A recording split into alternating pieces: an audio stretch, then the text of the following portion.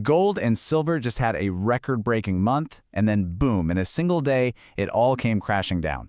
So what on earth happened? Well, that's exactly what we're going to break down today. So, you got to be asking, how does something like this even happen? I mean, we're talking about a historic rally for precious metals, just completely wiped out in a flash. The sheer scale of this swing is staggering, and it all boils down to one single thing. All right, let's just look at the numbers here, because they're pretty wild. This month, silver surged an incredible 56%. That's the biggest monthly gain ever recorded. But then, bam, in just one day, investments that track gold and silver, ETFs, they plummeted by as much as 23%. This wasn't some slow leak. This was a sudden shock to the entire system. And the reason for all this craziness, it all comes down to one single piece of news. A new risk thrown into the mix by an announcement from President Donald Trump sent this huge wave of uncertainty through the markets.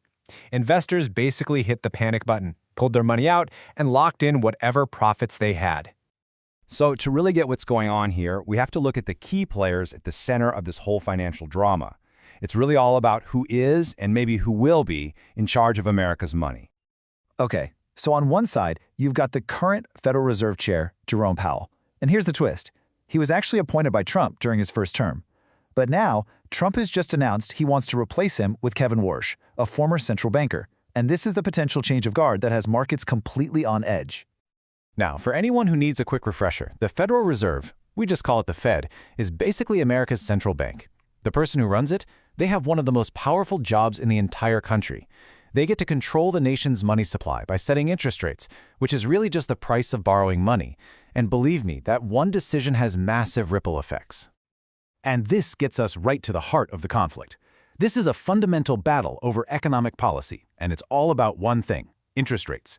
You see, President Trump and the current Fed chair have two very different ideas about where the economy should be heading. And look, this isn't just some quiet, behind-the-scenes policy debate. Oh no.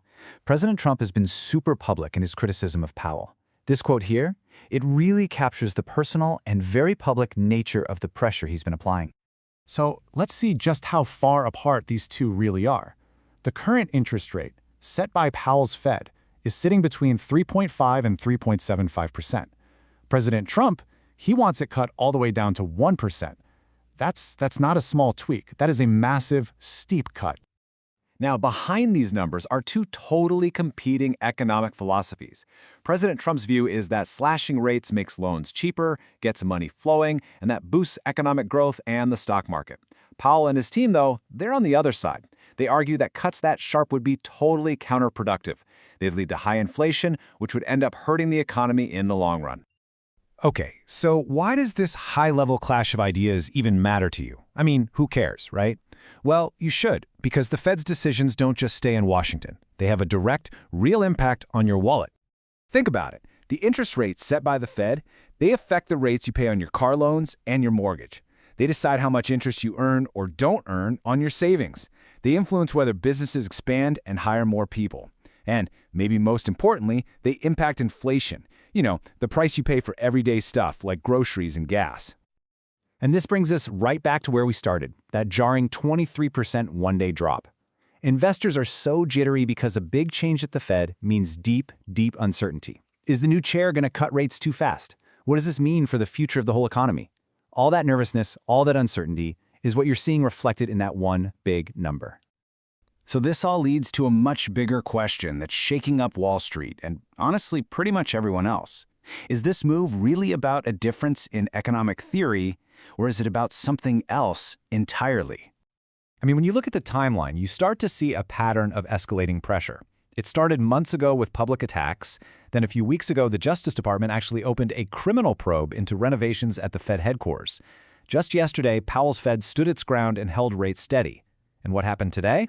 Trump responded by naming his replacement. See the pattern? You see, the market's biggest fear isn't just about interest rates.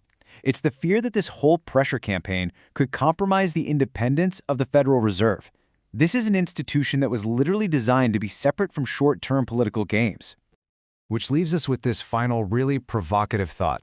Is this shakeup truly about picking the best economic path for the country? Or is it about one leader wanting to control one of the most powerful financial institutions in the entire world?